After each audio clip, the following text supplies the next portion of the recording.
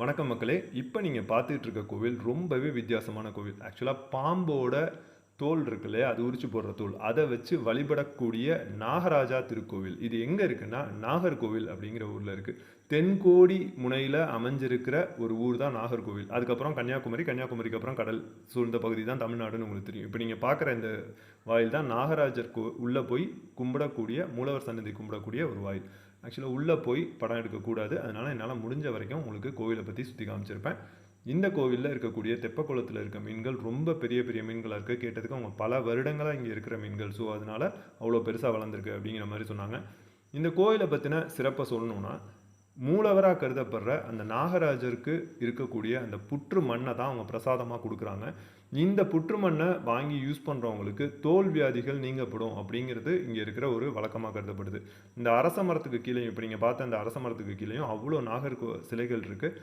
அந்த நாகர் சிலைகளுக்கு மஞ்சள் பால் வெளியிலே விற்கிறாங்க. அதை வச்சு நீங்கள் உங்கள் கையாலே அபிஷேகம் பண்ண முடியும். அந்த மஞ்சளை சாத்தி வேண்டிக்க முடியும். இப்படிப்பட்ட சிறப்புகள் உள்ள இந்த கோவிலில் 3 பிரதான சன்னதிகள் இருக்குது. ஒன்று, நான் சொன்ன மாதிரி நாகராஜாக்குன்னு தனி சன்னதி. அங்கே தான் அந்த புற்று மண்ணை எடுத்து நம்மளுக்கு பிரசாதமாக கொடுப்பாங்க. அங்கே நம்ம வழிபடுறது சிவனை தான் வழிபடுவோம். அஃப்கோர்ஸ் அடுத்து வந்து பார்த்திங்கன்னா, சன்னதியில் ருக்மணி சத்யபாமாவோட இருக்கக்கூடிய அனந்த கிருஷ்ணருக்கு ஒரு தனி சன்னதி இருக்குது. அதுக்கப்புறம் பார்த்திங்கன்னா முருகன் சன்னதி. இது 3 சன்னதியும் அவ்வளோ எக்ஸலண்ட்டாக இருக்கும். இன்னொரு முக்கியமான விஷயம், இந்த ஊருக்கு நாகர்கோவில் அப்படின்னு பேர் வந்ததுக்கு இந்த கோவில் தான் காரணங்கிற மாதிரி ஒரு வரலாறு இருக்குது.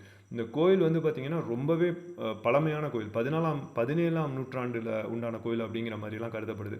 ரொம்பவே பழமையான கோவில். நினைத்ததை தரக்கூடிய நாகராஜர் சன்னதியில் வழிபட்டு வந்தது எனக்கு அவ்வளோ சந்தோஷமாக இருந்தது. கன்னியாகுமரி அந்த சைட்லாம் ட்ரிப் போனீங்கன்னா கண்டிப்பாக விசிட் பண்ணி பாருங்கள்.